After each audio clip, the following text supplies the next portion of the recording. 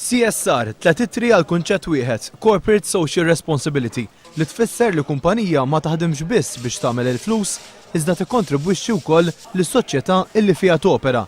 Eżempju ċar huwa dak li sar illum minn impjegati ta' 7 kumpaniji f'7 djar residenzjali u istituzzjonijiet ta' karità. Il-kumpaniji li ħadu sem kienu Aero Pharma li għamlu xogħol fid-dar ta' Santa Teresa, ta' Deloitte b'xogħol f'dar Meħba Bik, Farsens Group bil-ħaddiema tagħhom li kienu f'dar il-Wens.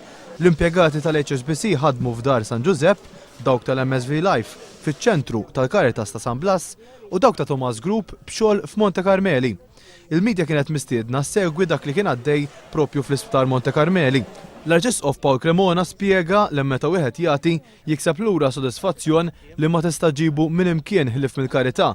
Attenda wkoll il-President ta' Repubblika George Abela li ringrazzja lil dawk kollha li organizzaw u ħadu sehem. Qal ukoll li l-awtoritajiet għandhom jaraw li xogħol ta' monitorazzjoni isir matul is-sena kollha għaliex ir-residenti li jgħixu f'dawn l-istituzzjonijiet ħaqhom illi jgħixu f'dinjità dejjem. One News tkellem ukoll ma' dawk li taw daqqatit. Sodisfazzjon kbir għax tagħmel xi ħaġa ġitu.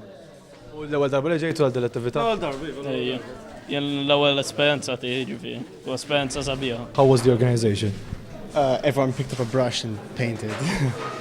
Nothing really specific. But it still worked out, right? Yeah, pretty organized considering. U kien hemm anke minħal it-tfal tiegħu għal din l-attività.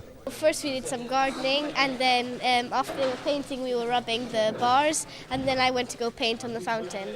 Do you know what's behind all this people painting here and there? Yes, well, I think we're helping the less fortunate to live here, to experience a different surrounding and make them feel more at home. L-attività li ilha ssir għal dawn l-aħħar 11-il sena kienet ikkoordinata mill-HSBC Malta Foundation. I've found over the years that I've worked with HSBC is when you get your staff together for events like the Corporate Social Responsibility Day, it's a fantastic opportunity to demonstrate that we care about the communities in which we work, but it's also a really good opportunity to team build and for members of the staff to get to know each other better.